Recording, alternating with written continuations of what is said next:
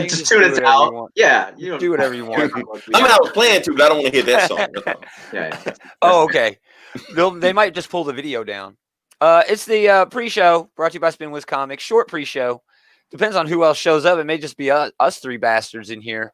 That's fine. Eli is still in the woods. In the woods. I'm sure he's been murdered by now. Oh, yeah. It is the season. I mean, yeah, but he's going to come back anyway, so that's the trope. That's true. Yeah, he'll be back in the next one. All he's got to do is shave his head and stand in the mirror and be like, "No, Jason." But Spinwiz Comics, go to them. Go to their website and iOS and Android. It's free comics, literally 86 different creators, over 400 titles, more and more all the time. Source Point Press, Tidal Wave, Marcosia, Way Blue World, everything Leroy would never read in a million years. You know me so well. But yeah, again, just about all of them, like 99% are free to read. It's all ad supported. 70% of the profits go back to the creators. Let's just run that ad since do it. We're still waiting on these other two jokers. At least I hope it's those two jokers.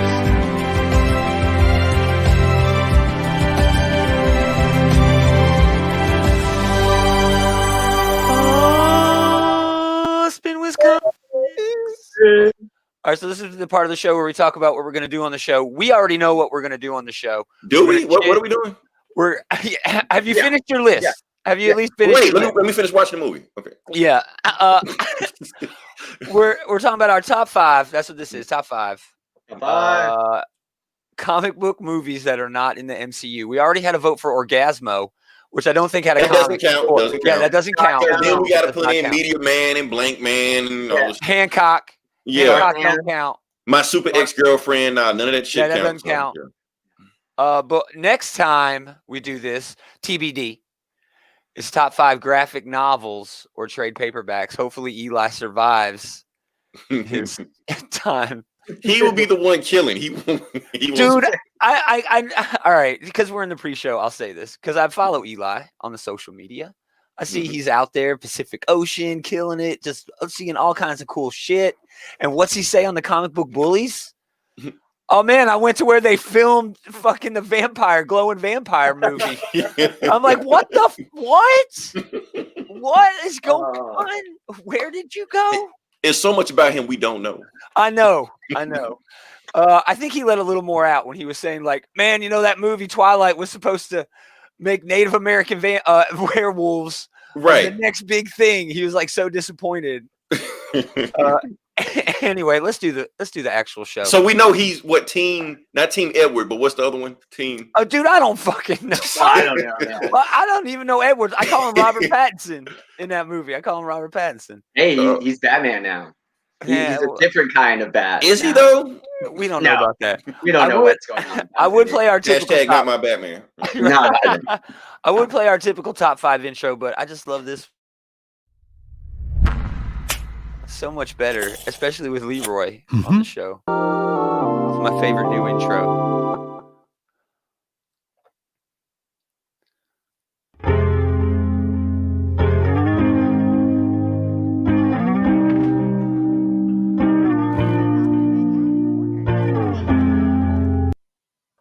Welcome back to the Comic Book Bullies with Nerds Bullies. Leroy, aka Dirk. I love that so much. That's so good. Anyway, welcome back everybody to this Geek and Comic Special Edition Top 5. We're just going to talk shit. I'm your host Gomer. I'm here with Leroy from over there at the Comic Book Bullies. I just had their fucking shit up. Hold on. We're still waiting on a couple of people to jump in here. Maybe they'll show up. Maybe they won't. Maybe they won't. We'll bully them literally in the chat and say, if you show up, you better come on in. Right. But yeah, check them out. Comic Book Bullies, my favorite show of the week. It was not as a week last week, and I had the worst week last week without a show. I was very upset. Yeah, I mean, we've got a lot of emails. A lot of people were thinking that Eli and I fell out. You know, he of hated course, me. that's what they go to. That's right. what they go to, drama. Yeah, that is where they go to. It was a Yoko Ono show between us. We were fighting over, you know. Yeah. It'd be like that sometimes. That would be the best part. You guys get a third host, and it's a female. And she gets in the middle. Yep. And then she takes over. Then she's the only motherfucking comic book bully. Anyway, yeah, we're here to talk about our top 5 favorite or whatever, however you get to decide why you're making these top 5 movies your top 5 movies. That's the magic of top 5. I'm sure we all have a different criteria of how we put our list together. I put my list together. We can talk about that first. I put my list together of the fucking movies I like the most. Okay, that are based on damn Okay, comic so books. here's my thing. Do you think that your favorite and the best are the same thing? I don't think that I thought about that too. Go ahead, because yeah, I did my list based on the top 5 comic book movies that I thought were good movies and were true to the source material. Okay. There are a lot of great comic book movies that are nothing to do with the source material or kind of embellish the source material but disregard most of it. So my list was like some of my picks. Like some of Gomer's picks totally ignore the source material or just cherry pick it. I went with the list that I thought were the best representation of the comic book they were creating as a movie. That's where my criteria was for putting together my list. So I thought, yes, there are some of my favorites in the list, but some movies that I did not think would be my favorite made my list. But to answer your question, no. That is my favorite movies are not. I mean, but isn't film subjective? Exactly. Film is subjective. So what is the best movie? Let's talk to from a casual point of view. If I'm talking from a casual point of view, everybody I know loves Watchmen. I hate Watchmen. Why? Wait, the movie or the movie? The movie. Fuck that movie. They love it. We can all agree. The soundtrack's amazing. So it's not on anybody. It's not on any of our list, right? No. Okay, gotcha. Definitely not on my list. Because the reason Watchmen is so damn good is because it's a shot-for-shot remake of the source material. Except for the end. Except for the octopus at the end. But whatever, the cosmic squid. Whatever. It's still basically a shot-for-shot remake. Yeah, but it also ignores a lot of as a filmmaker, you need to inject yourself into the property in a certain way. I don't even think that's what it was. I think he missed the point of the movie. It's a shot-for-shot remake of the movie, but he misunderstood what the comic was saying. He tried to make Rorschach a hero. Yes, and which was the exact opposite of what Rorschach was. There are no heroes in Watchmen. There are no heroes in Watchmen. Everybody's a villain. Even that kid reading the comic, he's pickpocket or some shit, okay? And there are no heroes.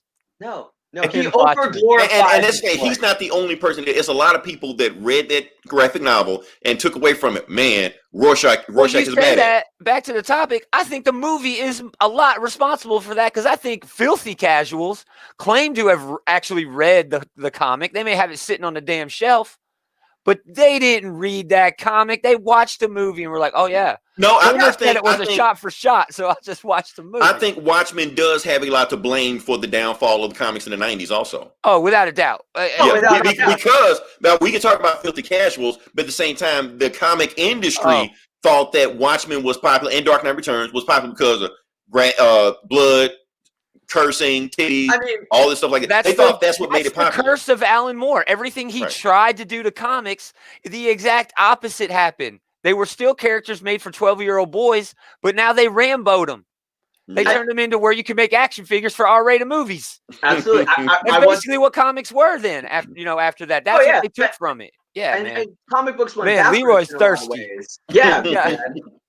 Because I'm talking all day. So I look back at the Denny O'Neil Batman run, and Jason Todd, we can all agree, is probably the best Robin in terms of storytelling. Yeah, okay. The problem was after Watchmen, people went backwards. It was too edgy. You didn't want to watch a Robin accidentally kill somebody. You didn't want to watch a Robin who had a crackhead for a mother. We wanted the funny joke Dick Grayson Robin. And Death of the Family is that backward slide into comics went 2 directions after Watchmen. They either got edgier or they got campier. Yeah. And that's the problem with 90s comics. Is 90s comics were like either put a bunch of guns and swords and straps on them or make it as golden age as possible with the dialogue and the thought bubbles. Everything kind of went backwards. It was still sort of evolving away from what Watchmen had done because no one else could really grasp, and they grasped the wrong thing. So Oh, no one absolutely. could grasp what Right. they were actually trying to do with. No, I not mean, at but all. at the same time, can't you blame them? Watchmen is a 30-year-old graphic novel that we're still Dude. learning new stuff about that comic. Totally. And dude, Totally. on last month's graphic novels top 100, it was number 25. Yep. I And believe they that. made a big deal out of it because it actually dropped out of the top 20 for the first time since. Right. Like how did it get that low? Like what Right? passed it? You know? Right?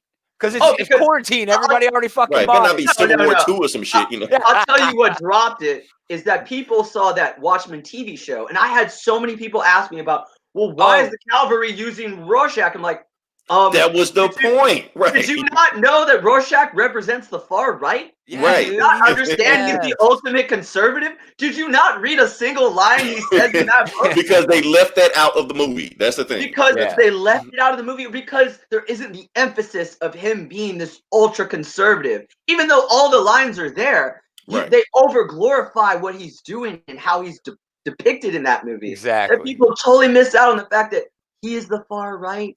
Ozymandias is the far left. That's the dichotomy of those two characters. Watchmen isn't on any of our lists, but we're still here. No, we're still talking about number 5, Hancock. No, hell no. No, hell. There's no comic book. There's no comic book. Can't do that. All right. My honest to goodness number 5. I'll break it. Just these are my favorite damn movies. Blade 2, Guillermo del Toro. Number 5? Okay. Wesley Snipes and his attitude. Those great side characters. Chris Christopherson, still one of my favorites. Ron fucking Perlman, give me a break. Norman Reedus. All right. The true magic of this movie, beyond everything, that is Del Toro. You know what's funny about Norman Reedus? He's like a sex symbol now.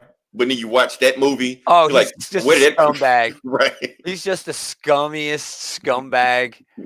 But yeah, and he's got a shitty attitude too. I don't even want to talk about him.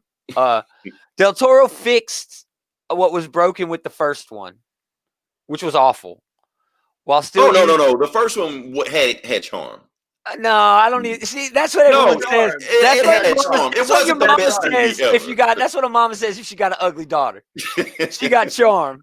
Okay, mama. No, I'm not. But there were just not good ideas in the first place. Right? No. It was a misstep. There was a lot of good ideas in the first Blade. But Blade 2 definitely took it in the direction we all really wanted it to go. Exactly. And I'm going to give you a lot of monster movie. But it was the action choreography. Donnie Yen, he was actually in that movie in a small part, but he was the fight coordinator. And I didn't realize he was such a fan of WWE because Wesley Snipes be dropping body slams, body suplexes. Dude, I timed it. The fight where the vampire gang gets into his warehouse near the beginning. That fight scene's like 4 minutes and 30 seconds, dude. I mean, that doesn't sound like a lot, but dude, it's 4 minutes of nonstop fighting. That's a minute short of Bailiff. Street Fighter matches aren't that long, okay? Street Fighter matches aren't that long, okay?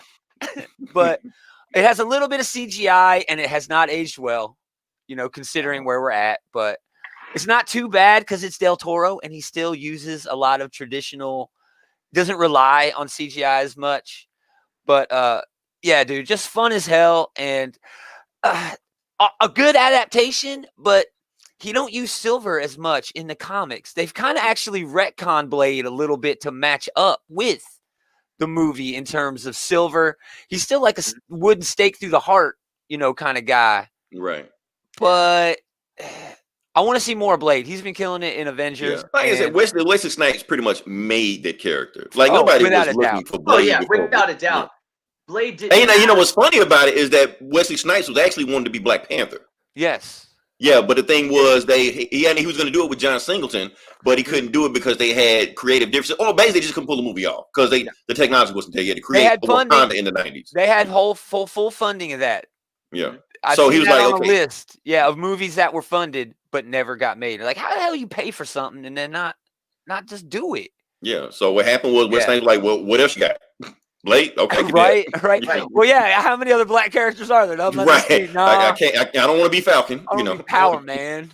Hey man, what the hell's that Power Man? I love Falcon. Mackie has raised my like of Falcon to like level 1. Well, Falcon was a sidekick and a legit sidekick when he was not a legit sidekick. He definitely wasn't a lead. He wasn't a lead. The book was called Captain America and the Falcon. It was never called Captain America and Bucky. Sam Wilson was his own fucking character. That's his defense. Fucking Bucky. That dude didn't even have any powers. That dude did nothing. Sam actually has powers. Sam has actually been an Avenger. Yeah, his power. He can talk to a bird. He can talk to a bird. Birds ain't real, man. Come on, man. Come on, man. That's still more powers than Bucky has. Oh, what? He lost his arm and he got a metal one? I'd rather have no powers than talk to a bird. That's almost a step down. Yeah, could you imagine trying to sleep 5 a.m.? Birds outside. You know how many people have accidentally gotten pecked to death because he can talk to birds? It's a better power than you give it credit for. That's an Aquaman excuse. That is an Aquaman excuse. Man. They made a whole horror movie about birds. Remember that time Jeff Johns pulled that shit out of his ass and had microbes eat some dude? Because Aquaman can now talk to microbes in the ocean. Go fuck yourself, Jeff Johns. I hate the gut. All right, who's number 4? I'll go next. Okay. Yeah, go next. You got Blade 2. My number 5 is Sin City. Oh, that's a great choice. I gotta put Sin City on the list because Sin City is almost like impactful. People forget how impactful that movie was to Hollywood because around that time in the 2000s, they still really didn't take comic book movies seriously. And they didn't want to give Frank Miller his credit. This movie, Frank Miller actually has co-directing credit on this movie because Robert Rodriguez basically took his comic, the graphic novel of Sin City, and basically storyboarded it. So you're like, if I'm going to do all this, I got to put him as matter of fact, he got to the point that he actually lost his SAG card. I think Robert Rodriguez lost his director's SAG card or something because he had to put Frank Miller in there. And just the style of the movie, just the fact that it was one of the first R-rated, really hard R-rated comic book movies. And watching that movie just was like a surreal experience. I mean, that's one of the most surreal movie-going experience I ever had because I knew the comic in the back of my head. I visualized the comic in my mind over and over again. It's real cinema. Great choice. Right. So I'm going to the movie theater. I know everything that's about to happen.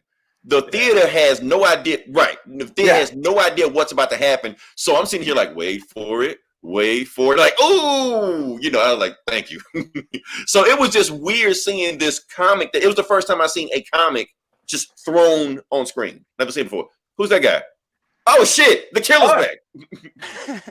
How is it still bright where you are? It's amazing. I get outside, motherfuckers. See, this motherfucker on his cell phone. There's no reason that Adam should not be here. Right. Just saying. It's true. Yeah. All right, can we talk? Go ahead. Wilderness Eli's in. He's out in the wilderness. He's here. He's got his list memorized. Can we all talk about Leroy, the real reason he loves this fucking movie? Okay, look. Can we really talk? Do I have to say it? Look, can I just get a bonus? No. Can I sneak Jessica Alba in this top 5 somewhere? He's like, I got a 5+1. But I mean, as far as stylized goes, great movie. They took the style from the comic and they pushed it into the cinema. But I think it gets a little bit taken away because the whole excuse for doing Sin City was to make it sort of cinematic in the comic. You know what I mean? Mm-hmm. So I don't know. It's not a bad choice. Comics cinematic. I was just going to say this. I think exactly, because there's nothing wrong with that. You're right. No. It's a great choice. Quentin Tarantino directed my favorite scene in the whole movie. Right. Benicio del Toro with his neck all sure. Up. And that's another thing about the movie, how many creators, they had involved to do the day. I wouldn't be surprised if Sin City, the graphic novel, influenced Pulp Fiction. Oh, very because they have a very similar narrative going. Like it's a lot of stories going at the same time, a lot of back and forth time travel type deal. It was all meant to be pulp, pulp stories like that. So it all comes from the same place. Sure. It's one of those like art imitating art in a weird cycle way. In that comic books have multiple creators typically, and Sin City the movie had multiple creators working on the movie. That's a good point. It really lends itself to being one of those perfect comic book movies. It's hard to talk shit on this. Both arts, because it is a great representation of the comic book, and it is a great proof of comic books can become perfect looking movies. Yeah, It's quite possible that this movie has a lot to do with the overall success of comic book movies. This is like one of those test bed sort of things where they started to become serious. Like, okay, it can become we can be taken serious as a movie. Yes, and the genre the medium itself can translate between mediums. Because we know movies, and TV shows, everything gets a fucking comic book. Great. Nowadays, yeah. Nowadays. Well, even back in the day, Transformers started in fucking comics. Yep. Star Wars. Yep. Yeah. Eli, my number 5 pick was Blade 2, by the way. So we are ready for your number 5. My number 5, I have Creep Show. Oh man, that's a great. Okay. That's a great choice. It's okay. Yeah. 1982. Stephen King's tribute to EC horror comics, Tales from the Crypt, creepy, eerie. 5 horror tales told in pretty much comic book format on film. Yeah. So this movie took the aesthetics. Yes, in the 80s, early 80s. They took the aesthetics of comic book movies and translated it to cinema. And Bernie Wrightson drew the art for the comic book. Yeah. So, man, like I said, this is one of those weird the movie. I love it though. It still counts. It still counts. It still counts. Yeah. It's a great choice. It takes the comic book colors, the panel, the use of panel transitions, how the backgrounds changes in some scenes. Total tribute to comic book art on screen, not just adapting the story like MCU movies do. They're taking comic book art and translating it into filmmaking. And it's just a cool fucking movie. It's a great movie. It's a great movie. Yeah. Man, my pick seems shitty compared to y'all's. Y'all getting deep. Jules. No. Yeah, here's can't argue with Creep Show. Here we go. My list is the list everyone's gonna say. It was my part gonna say Daredevil. No. God no. The Coolio cut. My number 5 is considered one of the most successful. Listen to him gearing it up. You don't have to shine up the pig. Just play the pig. It is one of the most successful independent movies ever made. I know what you're about to say. 1990. Here we go. Teenage Mutant Ninja Turtles. I know what's coming. The original film. It is a great representation of the initial arc. It establishes things that literally change the way we talk about the characters in terms of Splinter being their father, using spiritual aspects. They kill a ton of people in this movie. It's way more violent than most people remember. It is. It was there. It was almost there on my list. No, shut up. This movie is terrible. I love this movie. I have a soft spot for I love this fucking movie. That's actually from 2. That's from 2. Oh yeah, that is. That's from 2. That's from 2. Fuck all the rest of them. Just the first one. No. Just the first one. Jim Henson Creature Company. This movie made more money than most of the movies we talk about if you account for inflation. It did it without a serious backer. This proved that comic books could be movies to a big, large audience. And the money it made, we're not talking about comic book movies. Fuck that movie. That's fuck that movie too. Fuck Turtles in Time. That movie's garbage. But yeah, it's one of the most successful movies. It was like the most successful independent movie until Blair Witch. Now we're not talking about that Vanilla Ice Jam was a fucking banger. Not Vanilla Ice. That's still number 2. You're just hating on me to hate on me. No, I don't know. But the thing about that movie, they actually weren't allowed to use anything from the cartoon because, like I said, Peter Eastman and Laird made the movie, so they had to take from the source material. Yeah. They couldn't use anything else. That's the best Shredder. One of the best comic book villains brought to life in a proper way. His voice still haunts my childhood. Oh my gosh, no! The fight, they murder him in the fight sequences. Are you kidding me? I want to watch this movie now. Play the movie now. The fight sequences. Yeah, the fight scenes actually really, it was produced by Golden Harvest, which was, Raymond Chow, who did Bruce Lee movies. There it is. There it is. I'm a big Bruce Lee guy. I voted. Yeah, for a kids movie, it's got pretty good fight. Like predates, the Power Rangers. Yeah. And it's actually that's how you're comparing it. That's how you're trying to qualify it. It was by so comparing violent. Power Rangers. Even Leroy, he almost face palmed as soon as you said. He's like, "Oh man, Power Rangers." It was had so him. violent You almost had him. that they barred them from using their weapons in the next 2 movies. Right. It was so violent that they had to hide. I mean, dude, the movie almost ends with Shredder literally getting crushed to death. He does get crushed to death in a garbage truck. In a garbage truck. And plus Sam Rockwell is in and the movie. Come on. It's Sam Rockwell is in that movie. I mean, it's no fucking movie, but it's a pretty good movie. Okay. It's a good movie, and it adapts the initial arc. I think it. Yeah, it's very closely. Yeah, it's very closely adapted from the original. It's issue. more to do with the comic book than the cartoon. That was my criteria. Like the entire one. The only thing that was changed mainly that instead of like Leo getting fucked up, I think it was Ralph getting fucked up in the comic. But that's other than that, yes. Change. Yeah, that's the only change. And that was the Raphael one shot. Yeah, I remember that. Yeah. Yeah. See. All right. Come to the dark side, Gomer. Come to the dark side. Fuck you, Gomer. Fuck you. That's my number 5. I prefer Turtles in Time. Okay. All right, my number 4. Turtle. I love that song. Don't even fuck with me right now. No, come on, man. I would play it, but they would pull this shit down. They'd be like, "No, I need every penny from every song that they play for me." All right, my number 4 pick, Hellboy. 2004. Here we go. Okay, I was worried which one. Not the heavy metal Hellboy, although I didn't mind heavy metal Hellboy. I thought it was an okay take, but it's another Del Toro masterpiece. But again, it's Ron fucking Perlman. He is Hellboy. He just is. It's got cool side characters. It's got a fun story, cool villains doing all kinds of satanic shit. I love it. It's very light on the CGI, heavy on the practical effects. He's really fighting that monster in a subway. For the most part, the train's not running over his ass, but whatever. At its heart, it's a love story with a dude with major imposter syndrome. You know what I mean?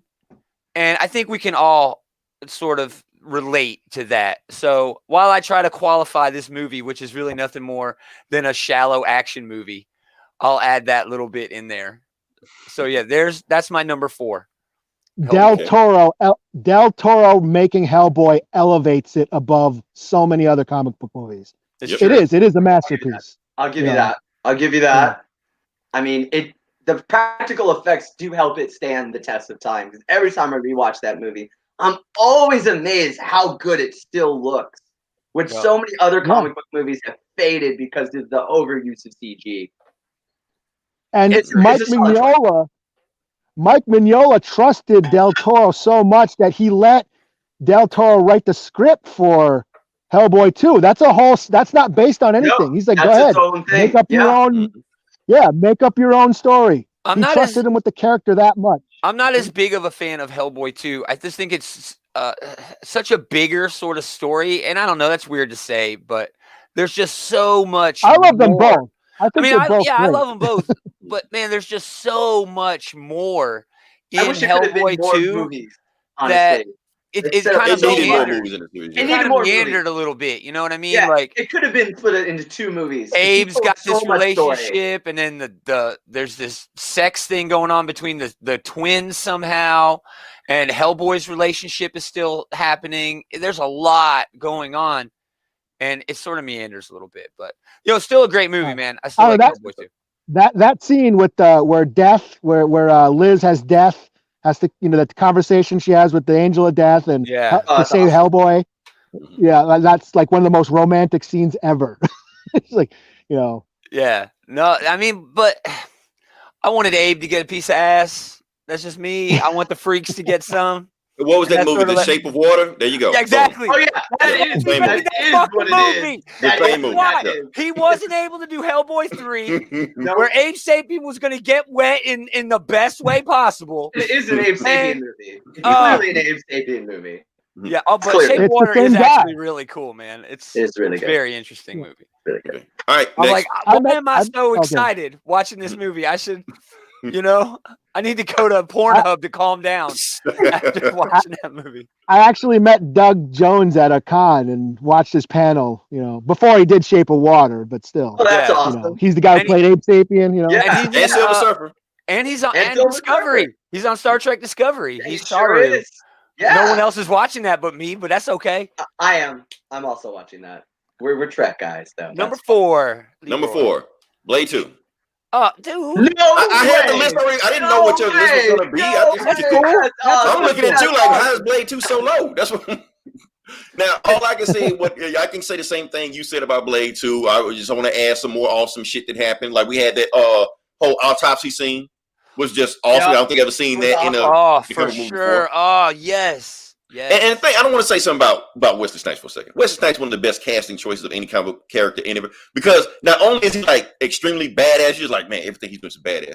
He always winks at the camera. Yes. Yep. That's the thing I like about it, because he knows he's doing a comic movie. He'll let you know, and then he goes back to being badass again. So yeah. And he does his own fight, and he does his own stunts. So dude, that scene where he's got that beef with Ron Perlman's character, and they're in that club, and he's like, man, I could take him out right now. And he's like, nah, dude, he's got you. And he does. He looks right at the camera and like winks under his glasses, and you can still tell that motherfucker's winking.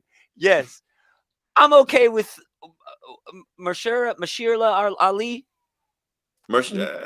Whatever his name is. I know, yeah. Him doing the Blade, him wanting to be Blade, because I think he's coming from the same place we're coming from, where he just fucking loves Wesley Snipes as that character so much. But that's the thing. I don't think anybody can match Wesley Snipes. Wesley Snipes is on Wolverine, Iron Man, Christopher Reeve's level to me. So I mean, I don't want another Sticky Fingers, from the sci-fi TV show Blade. I want.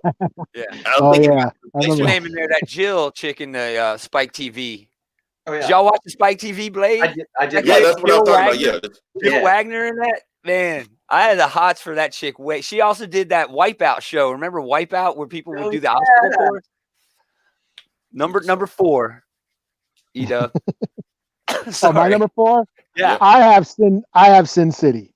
Whoa, okay. Wow. I already took those out because no one else is going to pick Sin City. See, Eli is also a Jessica Alba fan.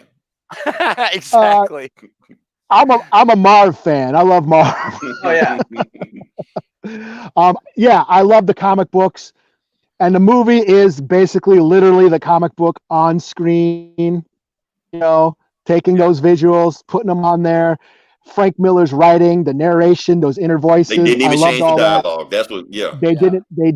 The only thing I can critique about the movie is that it's such a literal translation that it doesn't give it those moments to breathe. There's some very poignant emotional beats in the comics that I think the movie's so fast paced that it just sort of glosses over some scenes, but other than that, I think it's a great looking flick. It's cool. Robert Rodriguez and Frank Miller getting to direct scenes as well.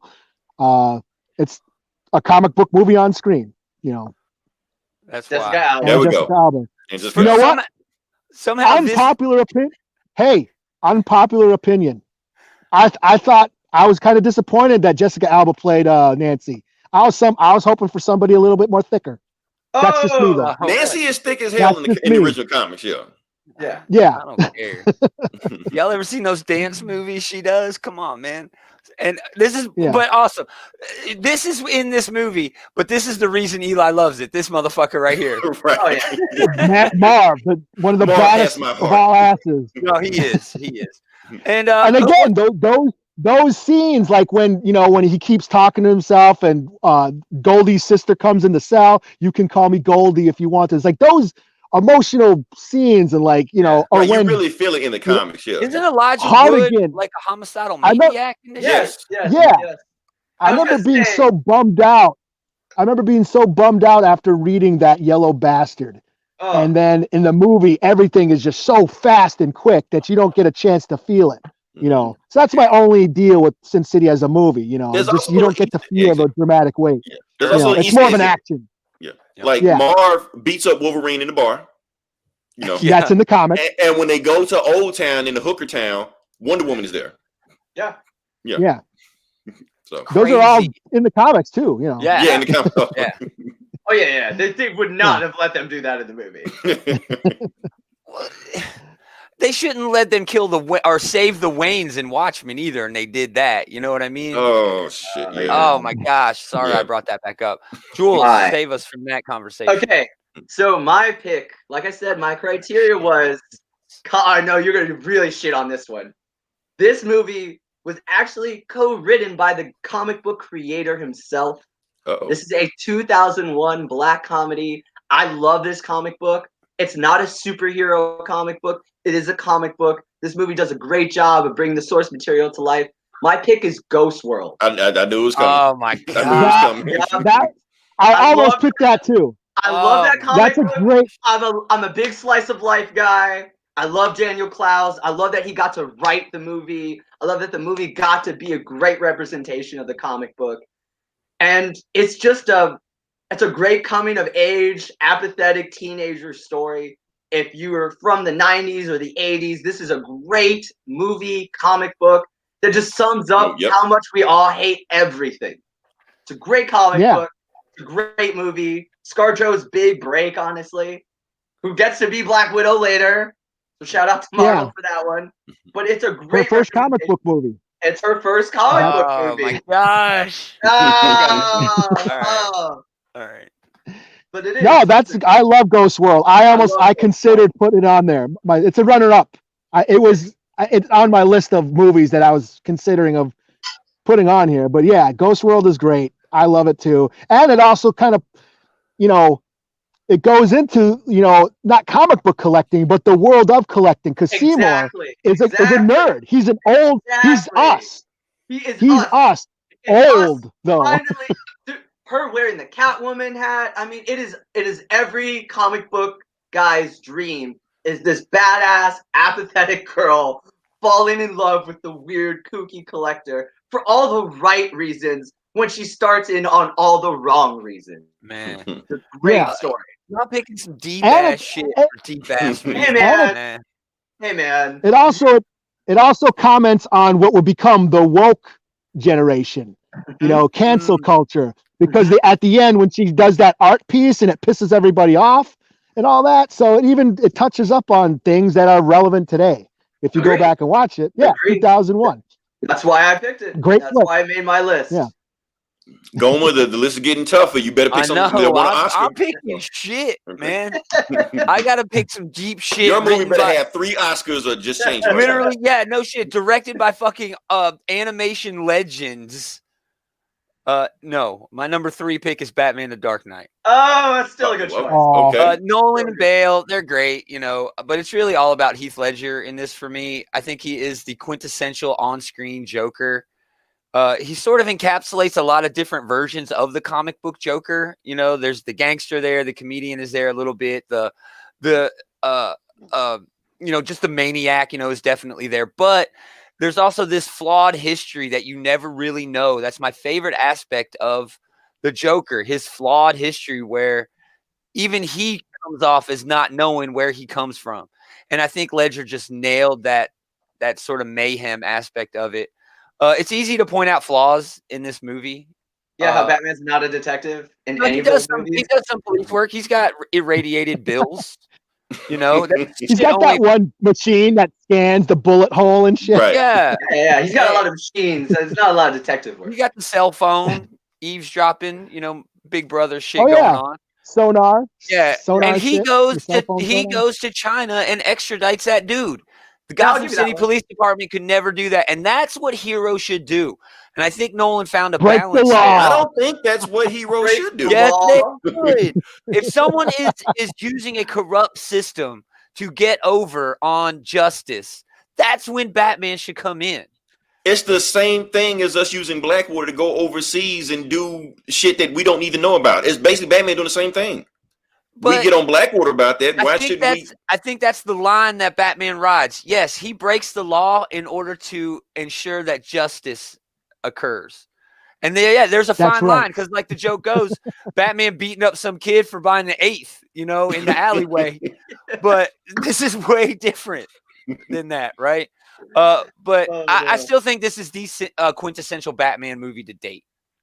I think all around the gangsters, involved, Joker getting over on everybody, Batman breaking at the end where he does create that, big brother sort of thing. And Morgan Freeman's like, well, now Bruce shouldn't be doing that. And he's like, well, you destroy it then. Like, what?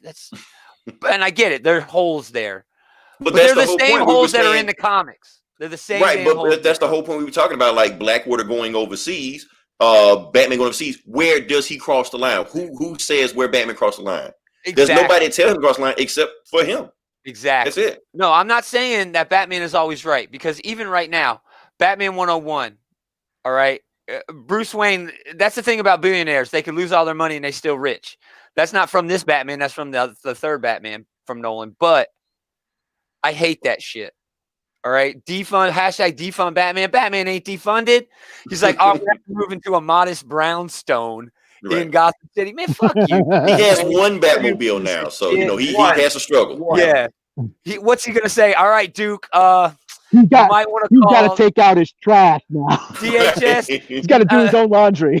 Duke, you might want to call Social Security, see if you can get some food stamps, because I don't think I'm going to be able to pay you as much. Sorry. What's that? They watching me. They watching me. Harley Quinn. Remember the Harley Quinn cartoon when Batman's all got the broken back and he's trying to still go out. Alfred's not letting him, and he's like, the Batman should be able to put his own sucky poos on his footsies. Yeah, exactly. I mean, who's going to be cooking for him? He got rid of Alfred. He accidentally let Alfred die by Bane, whatever. And then a Catwoman gone. He's going to be ordering takeout. He's going to put on some weight. He's going to put on some weight.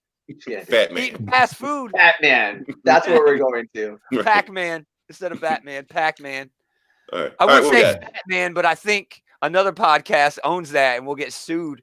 You will get sued. Yeah, shit. This is we're not hosting this. Everything's in Henry's name. Y'all remember Henry? Everything's in his name. Right. Go ahead, Leroy. All right, number 3. Number 3 is 300. Oh shit! Yeah, I'm putting that on there. Another Frank Miller movie. Got to put on here. It's just one of those adrenaline pumping movies. You just see it. It just gets you amped up with the soundtrack and the acting. And this is Sparta. Just all that shit. Just like Jessica Alba. That's the only reason you like this. Just like you like the Jessica Alba in Sin City. I'm waiting for you. I'm just waiting to see. I was waiting for a picture. My computer's running slow as hell. I'm waiting for a picture. I'm trying to get it in.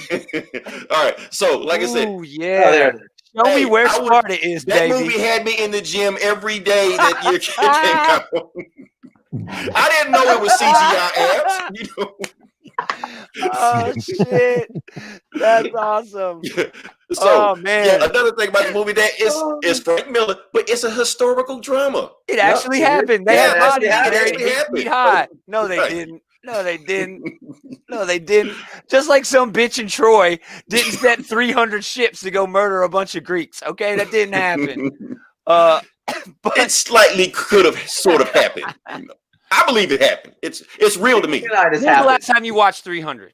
Last night. The CGI does not hold up. The CGI doesn't hold up in a lot of these movies. It didn't hold up in Blade 2 either. All those backgrounds and shit looks like someone Olin Mills when they pulling the curtain down. What background do you want? You want forest? We got the beach. It's like, no, we need Troy in the wartime, and they pull that shit down. It's like, okay, here you go. Let's do 300. That's so rough. Oh, and Michael Fassbender's in this movie. Yeah, Michael Fassbender is in this movie. You can't hardly tell who any of these motherfuckers are in this movie. They all look the same. They all got the same CGI six packs. I'm telling you, that shit ain't real. All right? That's what you want to believe. This is the only movie that had the biggest tax write-off for protein shakes in the history of fucking Hollywood. What the hell? WWE supplying steroids for the movie. I don't know, man. 300 was just okay. Man, 300 was awesome. I'm putting that movie in there. I think it's a fun visual choice.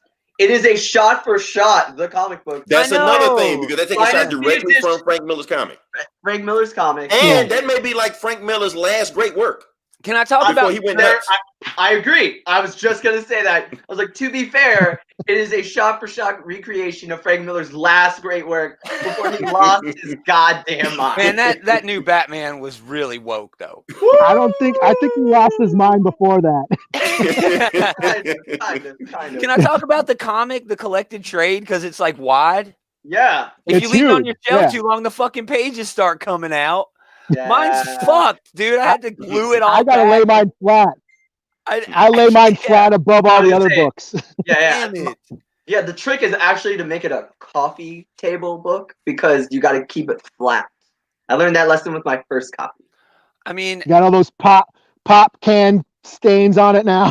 what's the name for that Japanese manga style where it's dude porn, but the chicks are really into it? So not hentai, but it's like shikai or something. Yeah, I don't know. But anyway, honestly, I would give a side to anybody that knows the answer to that. Isn't 300 basically Magic Mike meets, like, I don't know, Predator in a way? Come on. I didn't see Magic Mike. I don't. I wasn't looking at the movie like, ooh, six packs. I have no reference for either of them. See, I played myself. I played myself. Here's the thing. I didn't know how popular this movie was with women. That's the thing. When I saw it, I just went to see this movie, just badass Frank Miller shit going on, and I kept telling to all my women friends, you want to see 300? Splashing and right. And they're looking at 300. They're looking at me, and I'm feeling inadequate. You're like, all right, this shit's working. This was a hard date movie. This was a hard date movie. You did not want to take your shirt off after this. Right. This was a tough callback. Look at this dad bod, No. That would have been better. If they all nobody wants to see that. No, if they all nobody wants to see that movie. You don't want to see that movie. Lena Headey's in this. She's awesome in every fucking thing she's ever in. Including Terminator, Sarah Chronicles. She was dope in that. Dude, she was in the new Judge Dredd with Carl Urban. Yes. It was just okay, but dude, she was awesome in that damn movie. Great bad guy. Yeah, she is great in everything she's ever done. I wasn't even a fan of Game of Thrones. No. But when I found out she was banging her brother, I was like, well, I got to start watching this shit. Oh, no. Oh, I didn't want to expect that. Okay. Oh, you never watched Game of Thrones? No, I would expect you to give that answer. That's why you want to watch the show. Oh, no. Well, I was. Brother and sister porn? That's the first time I had. Hold on. That's the first time I had heard that she was in it. Was when I heard she was banging her brother. Okay. So I should have used that as a reference instead of the other one. All right. Eli, what, number 3 still? My number 3? Damn. Oh, we're moving. I've got Blade 2. Oh, dude. Oh, my God. Blade 2 is going to go high and high on everybody's list. That's awesome. That's a three-peat for Blade. Yeah, Blade 2. It's my I had to, like, my criteria was, first of all, fuck Rotten Tomatoes, fuck the box office, fuck, all those ratings, IGN and all that crap. What I like they to get watch, paid off anyway, IGN. Right. Yeah. I wish I'd have met those movie makers who are paying for reviews. You know what I'm saying? Yeah. Never mind. Go ahead, Eli. Go ahead. Yeah. My favorite shit's what I like to watch. And this is my Marvel. I had to pick a Marvel movie, I almost picked the next X-Men First Class was up there, Deadpool, Logan, all them shit were up there, but I was like, I gotta go with one Marvel movie, and this is the Marvel movie I'm going with. Is Blade 2, because it's the shit. It's rated R. The horror, the fight scenes are dope. It's basically Guillermo del Toro doing a kung fu movie. Wesley Snipes Donnie Yen's in it, but Wesley Snipes can fight. He can do all that fight work. Hey, he goes hard in that movie. He does like WWE shit. I love it. Go ahead. I'm sorry, Eli. Yeah. The Reavers, they're based on the Strigoi, which Del Toro would use in the Strain series. Nice. The very violent, very brutal, gory. Yes, the autopsy scene, and Del Toro. And it's my only Del Toro movie, or else he would have been full on. That's why I didn't pick Hellboy either, because I had to get one. So this is my Del Toro / Marvel, in one stone, two mangoes. Yeah. You know what I mean? Man, great cast. And Donnie Yen also does the fight choreography. Which is weird because there's like WWE moves like all over the place, wrestling moves. And I'm like, man, Donnie Yen watching that fucking Hulk Hogan. Yeah. and it's such a step above the first. And I love the first movie. I thought the first movie was I dope. told you, Gomer. this I one- told you. I don't like the first one. We all like the first movie. It's just you, Gomer. Yeah, but I will say after you watch Blade 2, you realize that nothing like Blade 1 starts out awesome and it ends awesome, but there ain't nothing happens in between. Yeah, Whereas like right. Del Toro, Blade 2 is just constant fighting and cutting Dude, off I was shit. saying, And, I might have said it before yeah. you even got in here. The fight where the vampire team goes to the warehouse where Blade and the gang are hanging out. Dude, that whole thing is like 4.5 minutes of fighting. Now, that doesn't sound long, but man, that's It's longer long. than a Street Fighter match. You know, Yeah. it's long, Yeah. dude. It's like, holy shit, they are going at it. So, yeah, great choice. Awesome Great choice. Great choice. Great choice. Yeah. We're up to number 2. 3. I haven't gone. Oh, my bad, Jules. You Sorry. get to shit on my movie. I next. know. I had to shit on another one. Go ahead. Yeah, Go yeah, ahead. yeah. Okay. Howard the fucking Duck. So my choice is a comic book movie Daredevil. based on a comic book about a comic book writer and creator. I know I what you're about to say. chose American Splendor. Oh, Yep. It's a God. great Oh. comic book. It's a great movie. It's a great introspection into the art that we are all obsessed with. It's a great story about a comic book creator who wrote about himself, and they got to make a movie, and we could all really pick apart the industry from a whole other perspective thanks to this movie and comic book. I went with American Splendor. And I love Paul Giamatti. Great cast. Yeah. Is that good? That Harvey good? Picar. Yep. Yeah, great flick. This Great flick. motherfucker picking like Eisner, Hall of Fame. Hey, man. Honestly, The I first- thought you were going to say another movie. I thought you were going to say Crumb.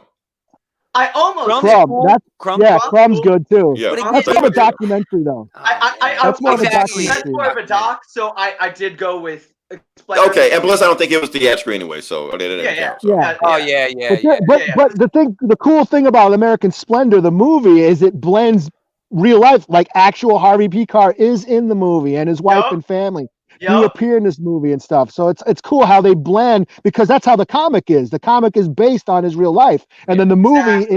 is as well. Like at the end of the Exactly. movie, they even said he releases a comic called Our Movie Year, where he documents, how the making of the movie went through in his comic book. So Awesome. yeah. Good flick. And the opening scene is still classic when they're trick-or-treating and everybody's dressed up as different superheroes and Harvey Picar's just dressed up as himself. Yep. Exactly. But that was great. It's a great comic Yeah. book. It's a great comic book movie.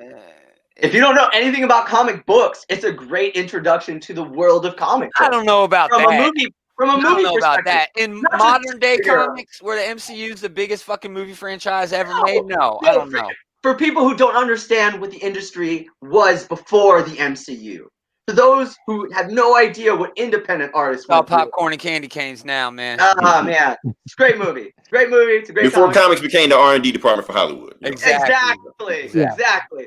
It's a good reminder of where the industry used to be. It's not a bad Yeah, choice for all the reasons you said, but it's kind of fucking boring. I love Slice of Life. I thought it was funny, It's a man. good movie. Yeah, I thought, don't like, the know. Revenge of I the don't know Nerds, if it ages his well. buddy who does the Revenge of the Nerds, and he goes to Exactly. the fucking Yeah. David Letterman show, and Yeah, it's better than I thought it was. I just That's my rewatched problem it. with it. I don't think it ages quite well. I think today's thought- audiences would be fucking lost. They'd have no fucking I clue. think Well, it's yeah. better than you give it Yeah. credit for. I mean, it's that's a not little bit really weird. taken away from the fact that you have it, but it's your pick, so I'm just gonna shit. Yeah, shit all over it. I knew you were gonna shit all But that's over it. okay. He's next. Let's just shit on his Dude, no choice. shit. All right, number 2. I don't think anybody can shit on this one. My number 2 pick is The Crow. Oh, you bastard! Alex You Proyas directed, bastard. starring Brandon Lee. Uh, Ernie Hudson's in this Great motherfucker. choice. Creepy cool Michael Wincott. Even Tony Todd is in this in a role where he's not really all that creepy.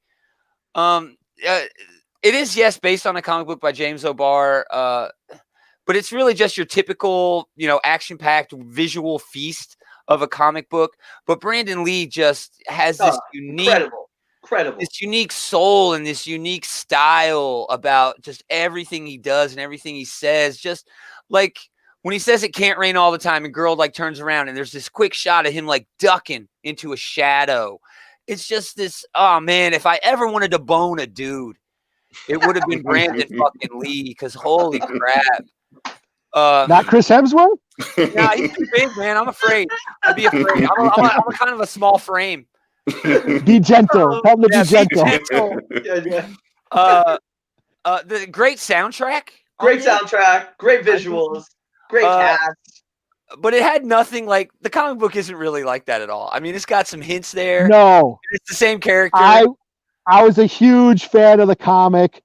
No, I it's a thought good the movie was just That's just me though. Yeah. Wow. No, I get it because I hadn't read this comic before I watched the movie. But yeah, you go to the comic, you know, the direction I went, watching the movie first and going to the comic, you get a whole lot more from the comic. But yeah, it's nothing like the damn movie. It's a Halloween movie, you know, Devil and all that. Yep. I suppose, yeah. Yeah. It's one of my favorite movies of all time. You know, not just no one of my shit. favorite comic book movies. Yeah. Well, sorry. Love it. No, That's dude. That's what we're here for. Eli said he's gonna shit on your on next this. pick, so Yeah. He's on vacation. Eli's so fucking laid back.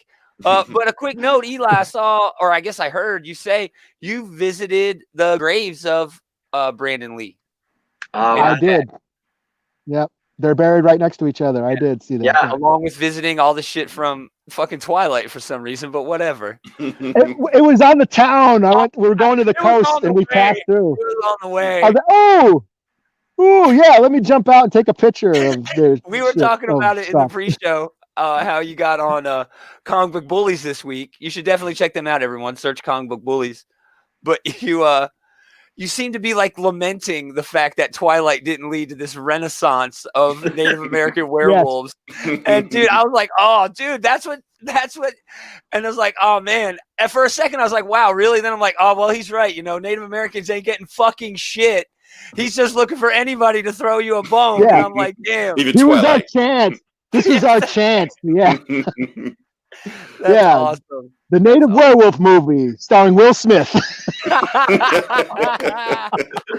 No, they'll put fucking what's her name? Black Scarlett Widow. Johansson. Yeah, Scarlett Johansson. Scarlett Johansson. Yeah. She'll never live that shit down. She will never live Scarlett Johansson as Raven Thunderhawk. Oh, that's awesome. All right. Boy. Number two. Okay. Number 2, Spider-Man 2. That's where I'm going. You were shitting on this movie the other day. No, I wasn't. No, I wasn't. I wasn't shitting on Spider-Man 2. I love Spider-Man 2. We gotta put Spider-Man 2 on the list because I know we want to put Oscar level movies on here. We want to put I want a comic book movie sometimes to be a comic book movie. And Spider-Man 2, in my opinion, is the prototypical blueprint of what a comic movie is supposed to be. I feel like we keep naming all these movies that's what the MCU, this movie is better than over half of the MCU, this better is over than 75% of the MCU. Spider-Man 2 is the movie MCU movies are trying to be. It's this one. It's not the Electro one. No, not the Electro. No, this one. I think I shit on the Electro, but yeah. But no, Spider-Man 2 is such an awesome That's the amazing. That one's amazing. My bad. Not Far From Home. Not Far From Home. No, none of the Spider-Man been remade so damn much. Whenever Uncle Ben dies, I'm like, well, good. Fuck that whole man. That's what he gets, pussy. And like I said, there's so many awesome things about the movie. Because the thing is, it's not just where just quips and funny moments and funny lines every single line. No, there's actually some deep hardest scene movies in there. For instance, like when he's telling Aunt May the truth of what happened. That is a earnest scene. There's even a horror scene in it where this is Sam Raimi. Mm-hmm. Like they got Sam Raimi to do this movie, and he's actually like threw some horror shit in there. You know, we go through this. It's actually an introspective movie about Peter Parker juggling Spider-Man with Peter Parker. How even when he gets rid of Spider-Man, how fucked up his life still is. You know, all that's there. Dealing with Mary Jane. And here's the thing why I put this movie on here. We talk about how Hollywood started taking comic book movies seriously. This is the moment when they did it. They're taking panels from the comics on the screen. Spider-Man No More, that scene is in there shot for shot. It is. The Dr. Octopus versus Spider-Man scene. The train scene. Why are we arguing about this movie? You're right. With the train scene alone should put it in this list. You're right. Look, when I saw that train scene, that's the moment I went, they cracked the code. They figured it out. If Hollywood has figured it out how to make these movies. If I can cook a little bit of beef, some of the action scenes do not hold up. Dr. Octopus dangling Aunt May, old ass Aunt May, not even hot Aunt May, like we all wanted, and we finally got. Not hot ass Aunt May. Dangling over fucking whatever, the clock tower. That doesn't hold up. But my main beef with this movie is they nerf Doc Ock, man. They make it so the tentacles are the bad guys, and then they literally make him a hero at the end. I got a big problem with that. That's the whole point. That's the point of the movie. You letting power control you instead of you control power. It was a theme of the movie. I understand it wasn't canonical. I let some stuff go sometimes when I watch these movies. No, you're not wrong. You're not wrong. Not wrong. If I had to say all of the Spider-Man movies, this would probably be my favorite Spider-Man movie. I would agree. Yeah. Of all the Spider-Man movies. It's up there. All of them. Even the new ones, which are pretty terrible. It's up there for me. I think it really taps into the essence of like the Spider-Man myth as far as a kid who's constantly in over his head and can't catch a break, Sure. And then he actually gives up his power, and it goes really deep.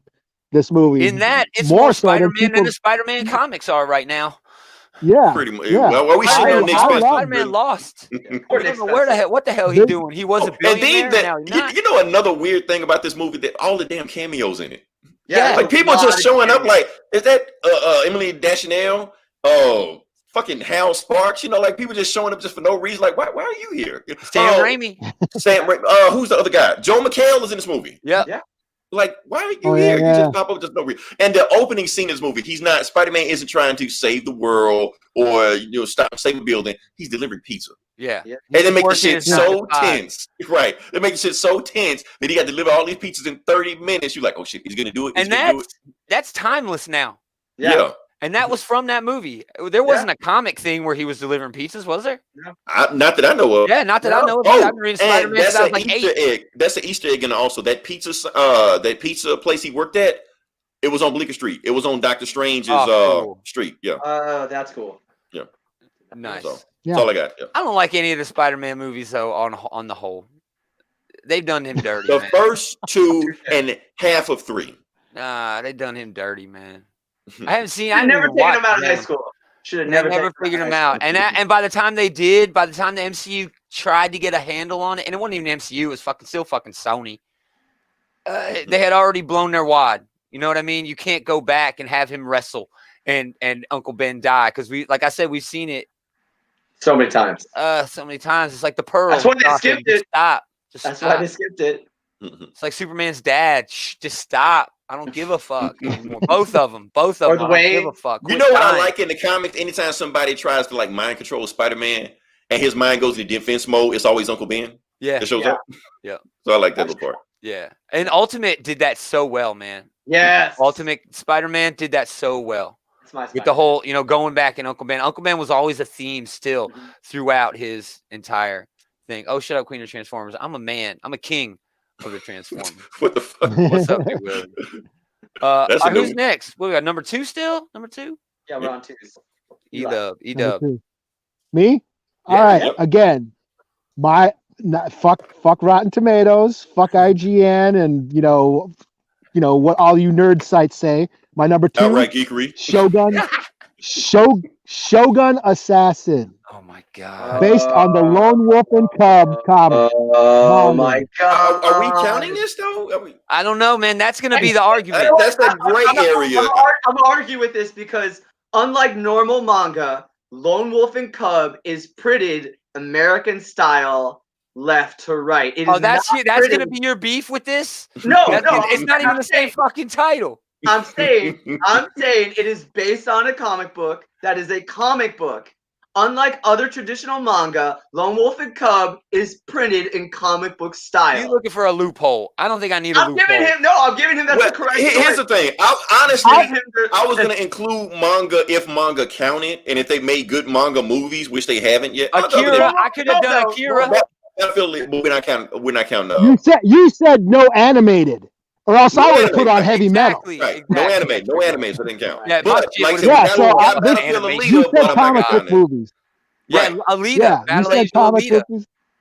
I mean, is manga comics? It is. Was it? Yes. But specifically, Lone Wolf and Cub isn't a manga; it's a comic book. It is printed in Japan, but it is printed in American comic book style. form. It's printed left to right. It's not printed in the traditional weird. right what to about left. Live, Die, Repeat? That was a comic, or was that a manga? That's a manga. See, I didn't put that on my list. It is printed fucking manga. It's printed the other way around. So I love that shit. Man, I love that so much. But can we count that? Like, we understand it's fake. Even if it was it's a comic, but I mean, can we even count that? The fact that are any characters like translated from? Okay. Who gives a fuck? Who gives a fuck? The movie's fucking awesome. It is fucking awesome. It's better than every fucking MCU movie. I don't give a fuck. It's bloody. It's violent as hell. I actually watched this like a year or two maybe ago now because I heard you talking about it on. It was either the Bullies or on the Geek Savs when you were still doing that. It's the only reason I had to seek it out. I could hardly find it anywhere. I saw this when I was a little kid in the theater in New York. It was the first time I seen blood like that. I was blown away. Yeah. I didn't realize that it was a comic book till Frank Miller or what company started reprinting them in the U.S. years when I was in high school, and then I realized that it was a Dark Horse, because he started reprinting and doing the introduction and started he did a bunch of the covers. Yeah, It inspired him to create Ronin, actually. Yeah, He openly says that in here's Ronin. the thing. Here's the thing about Shogun Assassin. It is based on in Japan. They made 6 Lone Wolf and Cub movies. Yes, Shogun Assassin is based on the first 2. They basically, an American filmmaker took those 2 movies, re-edited them, rewrote the dialogue, and redid the soundtrack and released it as its own film. This has never been done and been able for it to work on that level, So this is not Shogun Assassin is like an anomaly. It's basically a remake, but it's not a remake. It's like a remix. Yeah, nice. And it still works. It still works. It is Wu-Tang. Jizz's album, The Liquid Sword, sampled this. It's been just an influential movie, for generations now. That's what it was. It was the Bullies, because I didn't know what a Wu-Tang was before I listened to the I listened to that excerpt and I'm like, what? It hasn't aged well. That's great. So and I loved it. I've watched this movie all my life. I love it. My band, I'm in a death metal band called Daigoro, which is named after Ito Ogami's son. So this is just one of my favorite shits of all time. It was almost my number 1, but I decided to bump it down to number 2. Wow. So Shogun Assassin. Speaking of drumming, how are you feeling with your hands? You good? You good with your hands? I have my trigger fingers they're on the mend, but I still have not played in months. So. Oh, that sucks. Because I can't really hold a stick. Right. Right. Good choice. I can't really beef with that choice, except for the beefs I already made. That I love dope that movie, man. I'm so glad I heard about it. I didn't even know other people knew that movie existed. I'm a big samurai movie guy. One of the greatest movies of all time is Ghost Dog, Way of the Samurai, and believe it or not, Jim Jarmusch was inspired by Shogun Assassin to make that movie. And if you get the Criterion Collection version, which is about to come out, he talks about it, I think, at some point. Or talked about it in an interview to do that movie. Nice. Yeah. Fucking love Shogun Assassin. Ghost Dog is great, too. I saw Ghost Dog at a premiere. I had premiere tickets or advanced ticket screenings. I saw Ghost Dog, awesome. Yeah, I have to give it to you now because I'm doing a Google search for Lone Wolf and Cub, and underneath it, like 4 spots, it says Shogun Assassin. Yep. So, yeah, there's not really there. All right. Jules, numero dos. My numero dos choice is Logan. It's my Marvel choice. I like this movie because I love Old Man Logan. I love Mark Millar. I love the story that they adapted. It's the only Hugh Jackman movie as Wolverine that I actually enjoy. I do not like any of the other X-Men movies with him in it. I'm going to be completely transparent about this. I had very low expectations going into this movie. I really love this movie. I love the use of a young X-23.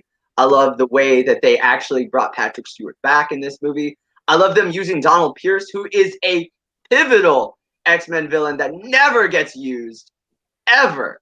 So the collection of so many things that I love about the X-Men and Wolverine actually being used properly as opposed to the absolute garbage trash that is all of the other X-Men movies. That's just my personal opinion. No, you're absolutely right. Logan is my number one.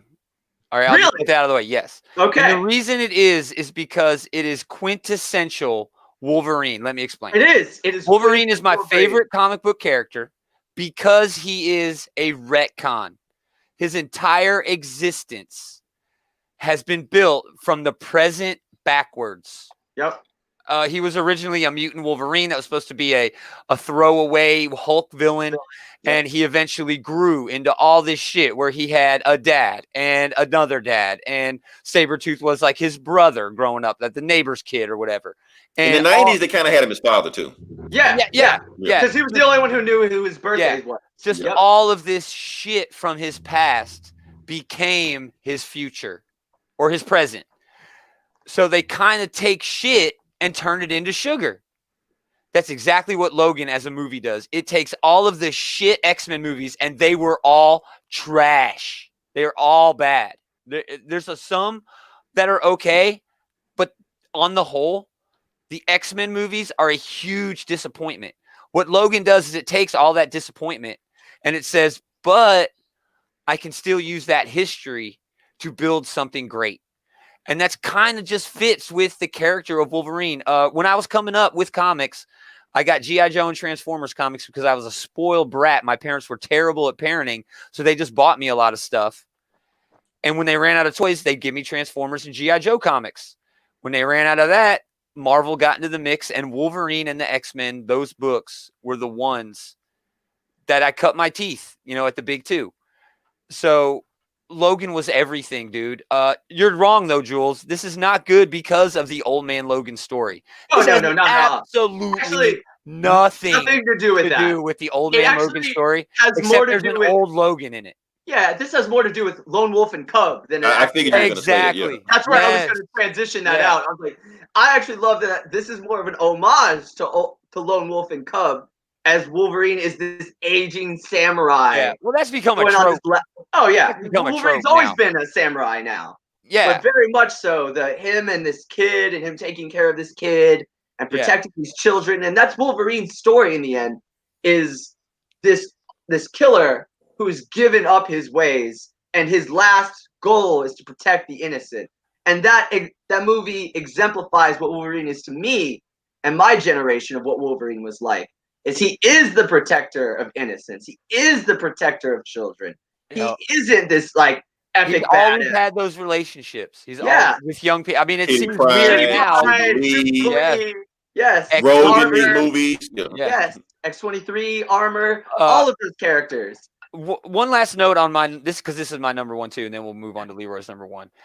There was a huge missed opportunity here before Disney picked up the X-Men for an Alpha Flight movie starring with kids. Okay, they were all running to Canada. Yep. They dropped the ball, dude. That could have been I'm not going to disagree with you. And then I watched New Mutants, and I'm like, well, never mind. Because if you can't get fucking New Mutants right, that's the easiest thing to get right, dude. There are so many good New Mutant stories. If you can't get that shit right, no, you don't need you don't deserve Alpha Flight. No. You don't deserve that shit. Agreed. Awesome, Leroy, number one. That was my number one. Logan was my number one. One more time. My number one, The Dark Knight. I'm putting it on there. It is honestly one of my favorite movies of all time. It's up there. Like comic book, whatever. It's up there because there's so many ways you can look. My first movie, whatever. You can break this movie down so many ways because it looks at Batman. I love Will. Will knows I love Will. Will gives it just as good as he takes it. Fuck that dude. That's awesome. Like I said, I love this movie. You can break this movie down so many ways because it paints Batman in a great area. It doesn't just make him just the hero, it makes him a great area where we even talked about he is that outsourced, that Gotham is so corrupt they have to outsource to bring people in. And basically he and Joker are two sides of the same coin. Yes. In a way, he created Joker because Gotham was so desperate they outsourced protection to another guy that didn't know. So that's why Harvey Dent was such an important character in it, because he was both sides of the coin. Yep. Right, he was both sides of the coin. I broke it down, and so you got Joker. The criminal underworld realized that we have to escalate. We have to find something to keep up with Batman. So we have to outsource to another person, and they outsourced to Joker. So Joker the Joker got out of control and took over past that they didn't think they could do. Meanwhile, Batman was writing that same line. Like I said, when he started, and we got to remember when this movie was set. This movie was set, what, 2008? Yep. 7 years, 6 years after, 7 years after 9/11. Mm-hmm. So all of this is in the commentary of the movie, because that's all Joker is. Joker is just a terrorist. That's all he is. He is a terrorist. He is creeping out Gotham. He is freaking out Gotham. So Batman has to go to other levels. Let me finish. All right. So there are so many levels of, I forgot what Will threw me off. 9/11 and 9/11. Okay, so Batman is writing the same line as basically like the government was doing around the same time. Basically, he was doing the Patriot Cat, where you just monitor everybody over there. And so, is Batman crossing line? Is the government crossing line? We don't know, because Batman is basically doing the same thing that Harvey Dent was telling him that Caesar did at the beginning. Was it Caesar? Yeah, Caesar did at the beginning, where he got the people gave him so much power, he never get the power back. Is Batman doing the same thing? Well, don't we address that? Don't we address that in the third movie, when Bane is the one with all the power, and now Batman sees what he looks like? Because Bane is simply a reflection of the Dark Knight. That is a dark reflection of Batman. You know what I mean? Okay, I agree with you. I still think Batman thinks he's doing the right thing in this movie, with the spy, with the cell phone, because he knows that if his conscience is compromised, that he's not going to be able to see it, but he's still aware of himself enough to tell Lucius, now it's in your hands. Well, that's the thing. See, he gives his conscience over to a third party. Right. Lucius and Alfred are his conscience. They're his line. They're his line. Well, because he can't see it. Alfred fucking not in part 2. Well, that's what I mean. Right, but eventually, that's what I mean by the. This is sort of an evolution of Batman in this, where Joker sort of reveals, no, dude, you're just like me. All it takes is you to be pushed just a little bit too far, and you become me. And that's another reason why I put this movie up there, because when it's all said and done, Joker won. Hashtag Joker was right. That's right. Because he took Harvey Dent, and that's another thing about this movie. It's not even a Batman movie. Batman is not the main star of this movie. No. Harvey Dent is the star of this movie. It's all about him, the rise and fall of Harvey Dent. He is the face of Gotham. And basically it's the whole point of Ra's al Ghul was training Batman to do. You have to have anonymity. You can't be the face. You can't be on the front line, because they can destroy that man. We've seen this. We've seen cancel culture way too many times. That's basically what they did with Harvey Dent in that situation. So, and Harvey wasn't doing himself any damn favors. No, he fucked up. Okay, when he got all burned up and it was all about some pussy, that's kind of weak, man. If you're going to be the bigger man, be the bigger man, because that's really what you were doing it for. It's for a piece of ass. Right. But the thing is, Harvey is still the face of Gotham. So they can't show him the other side of Harvey Dent. Even though he's doing all this fucked up shit, they had to do everything. That's why Batman took the fall for him. And that's the thing. And that's another thing. Joker made Batman break the rule. Batman killed Harvey Dent. Yeah. Sure. Because that's the one rule he couldn't break. Joker didn't break his rule. And he broke Harvey Dent. Well, at the end, when Dent's laying there dead and it's Commissioner Gordon and Batman, he literally takes Harvey Dent's face, his head, and turns it from the bad face to the good face, saying, no, this is the face that Gotham needs to see, not this side of Harvey Dent, the other side of Harvey Dent. But I'm sorry, the main problem with that movie is still Harvey Dent is a fucking fuckboy. He is. But he's an asshole. Point. Isn't he Two-Face? He's a supervillain? I mean, he's a fuckboy? I mean, sure, but even before that, when he was trying to be the good guy, he was still all wrapped around, this piece of ass. Well, Bruce was the same damn way. Oh, I sent a letter to Bruce. I didn't like that angle at all. I thought, you know what? If Katie Holmes was playing her, I'd understand. Yeah, exactly. The Gyllenhaal chick. Yeah, Gyllenhaal. Like, why is everybody running after that? Man, I just give me the whole love angle threw me off on that one, man. I know, because of the bench was unbelievable. But the thing about that movie, not only was Joker and Batman two sides, so was Batman and Harvey Dent, because Harvey Dent was the White Knight, meanwhile Batman is the Dark Knight. All comes back full circle. Exactly. Yeah. And Ooh, that's deep. it is, man. What? Nolan, next fucking level. I gotta go see Tenet. Fuck the fucking pandemic. I gotta get out there.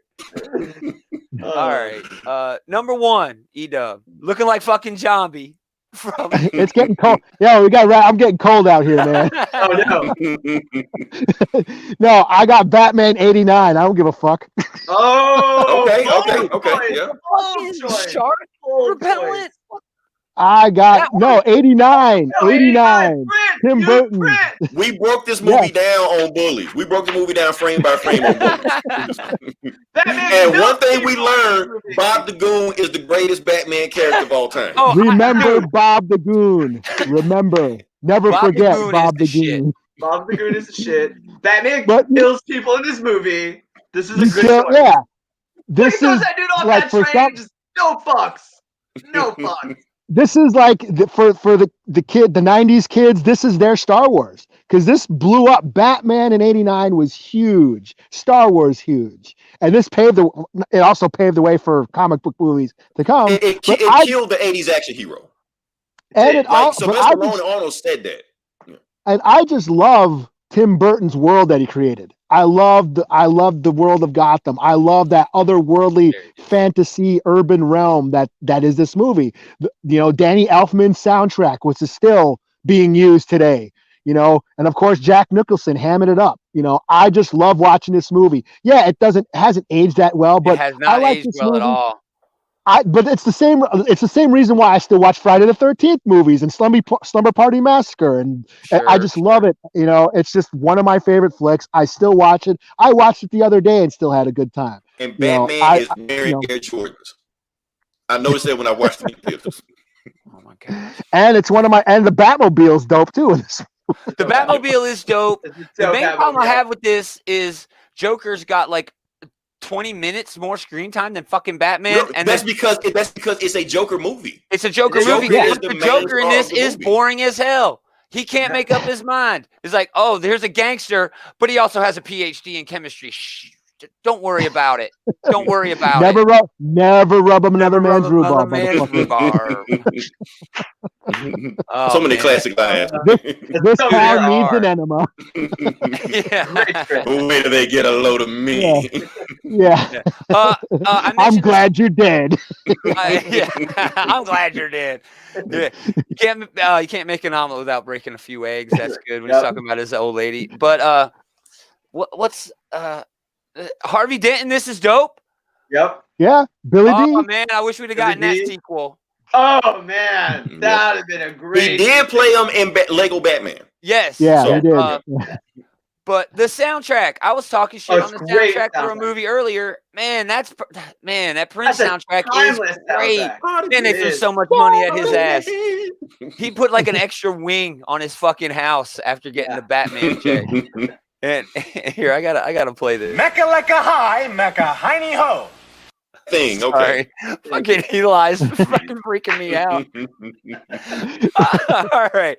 Just a floating head. That's a good choice. The Batman movie is timeless. For a lot of people, they will argue to your fucking grave. That is their Batman, no other Batman. That's why he's coming back. I talked to a dude within the past month probably who didn't acknowledge Vulture in that fucking Spider-Man movie because like, no, he ain't Vulture. He's fucking Batman. I'm like, holy shit, dude. Holy shit, man. Now, here's the thing why I can accept him as Vulture because I saw Birdman. Yeah. Obviously, that guy didn't see Birdman. Yeah. That was a great movie. Birdman was just shot really well, man. It was kind of a weird story. It was a deep movie, man. It was almost like a deep movie. Maybe I missed it. It was almost like being Batman, not being Batman anymore. He was throwing shots at MCU the whole time. He was like Robert Downey Jr., this fucking clown. Yeah, I should go check that out. I gave this idiot the keys to the kingdom. When I watched throw shade too, and Norton throws shade about being Hulk and then not getting to be Hulk anymore, like going too deep. There's a lot in that movie that if you're a comic book fan and a movie, but it doesn't play sides. It throws shots at theater also. Everybody. It throws tons of shots at theater. It's a good movie. Can Birdman be on the list? No, he won the comic. No, it's like Hancock. No, because like Hancock. No, it was the Hanna-Barbera cartoon. Okay. Oh yeah, Birdman Harvey Birdman, fucking attorney at law. It stole everything from fucking Daredevil. All right, we got number 1. Jules True. This is gonna be a fucking Howard the Duck. We ain't heard Howard the Duck yet. It's got to be Howard the Duck. No. It's a history of violence. Oh my I god! knew that was gonna make By the list. far the best comic book movie ever made, in my opinion. Before you get started, I'm shocked. Great graphic novel. This Road to Perdition, motherfucker. Right, I was like, why was it? I just knew Road to Perdition was gonna be on this What list. the fuck? I prefer Road to Perdition than History of Violence. Right? That's because it's like Lone Wolf and Cub. Yeah, I was gonna say, that is just Lone Wolf. I picked Logan. I couldn't do Road to Perdition and Logan back to back. I love A History of Violence. Viggo Mortensen. This is a great movie. This is a great comic book. People forget that this is a comic book to begin with because it's such a good movie. It's a great adaptation, great cast, great script. It's in my opinion the best comic book movie ever made. It's number 1 for a reason. The comic book art was done by Vince Locke, who does the Cannibal Corpse album covers. Yep. Exactly. Awesome. Great art. Oh, it's a great story. It's hard to find another comic book movie that does such a serious adaptation to the point that people don't even know it's a comic book because the comic book is so serious at the same time. He's reminding you. What about BVS? Let's get back to it. Not a bad pick, Jules. I really can't shit on it, but man, you're like, get some fucking monocle polish, you son of a bitch. Because what the hell? You're like cinema snob. No shit. Hey man, I love that comic book. All of the picks I chose because I love the series that I chose from. No, and I love fair. the movies. No, I'm just talking. Okay. I'm just talking. Can I address Will? Can I address Will? Address Big Will. Look, I'm gonna address Will. Now, BVS almost made my list. I'll be honest with you. But the reason it didn't make my list because the theatrical version sucked. Yeah. If it was the ultimate edition, would have at least made like top 5. Never got a theatrical release. Got a theatrical. That's why I didn't make my list. Sorry. All right, let's wrap it a bit. But BVS over Blade, no. Yeah, no shit. Yeah, no way. The ultimate edition. It would have been on there somewhere. It would have been on there somewhere. Is better, if we got runners up, I had like Scott Pilgrim, Spider-Man 2, Punisher Warzone. You know, you shit on me for Spider-Man 2. That's going to be on your list. No, you shit on Spider-Man 2 the other day. I love Spider-Man 2. To be fair, if we got to choose animated, Mask of the Phantasm is still the best Batman movie ever made. It's not. Akira is better. It is. Under the Red Hood. It is.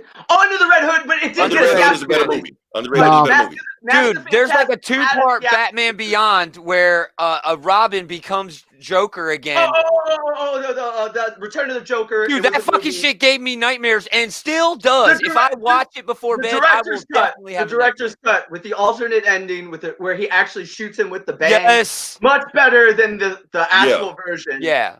Yes. But Akira would have been at the top if we had animated. Oh yeah. But Mask of the Phantasm had a theatrical release. Red Hood didn't, unfortunately. That's true. You're right. Okay. That's right. Just to be fair. That's why I say it's the best Batman movie that ever came out. Any other mentions? Eli Spitica. I got a couple. V for Vendetta is awesome. I love that movie. From Hell. Deadpool 2. From Hell's cool. Deadpool 2. Honestly, I was fighting between Blade 2 and Deadpool 2 the whole time. I was like, which one's gonna make my list? Yeah. And then I saw Deadpool 2. I was like, this is an awesome movie. Then I saw Blade 2 this morning. I'm just like, oh man, that's better choice. It's a better choice. I can't. Constantine? No, hell no. I love the Constantine movie. I know. Everybody would say Jonah Hex. Like what the shit? Fuck that. No.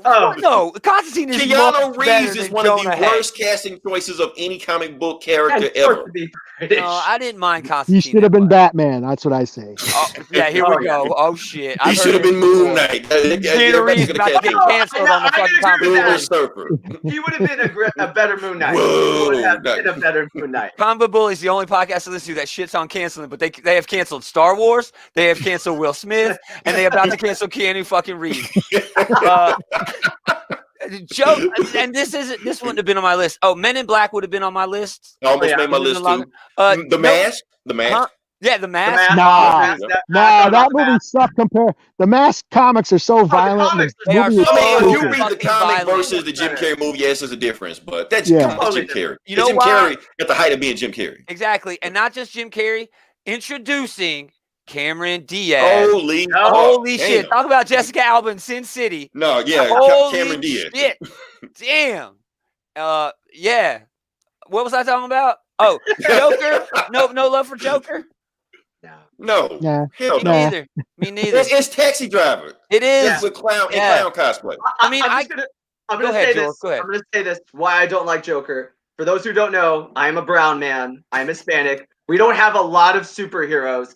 We have a Green Lantern and a Blue Beetle, and I love Green Lantern. So I'm gonna point this out. All the fucking characters DC owns, they just went and made a mass murderer movie and called it Joker because it has fucking nothing to do with Joker at all. Yeah. That movie is just Taxi Driver with Cesar Romero. Is Cesar Romero Hispanic? Like everybody listens to this podcast. I don't know who's listening to podcast projects us for. But anyway, go watch King of Comedy. Martin Scorsese's King of Comedy. It is the exact same fucking plot to the point that Robert De Niro is basically playing his character. Exactly. I movie. think that was the point, and that's why they had De Niro in it. I think what they wanted to do was show that we can repackage awesome movies and people will fucking buy into it. Even Hollywood itself will buy into it. It's a Trojan horse. If we throw it's sold to you as a comic book movie, and it's not. Because if you remake Taxi Driver or remake King of Comedy exactly how it is, it wouldn't sell. Nobody would watch it. No one would watch that shit.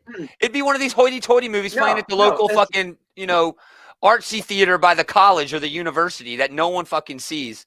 Red but Sonja. You throw Batman characters in it. Yeah, right. Red Sonja. Conan.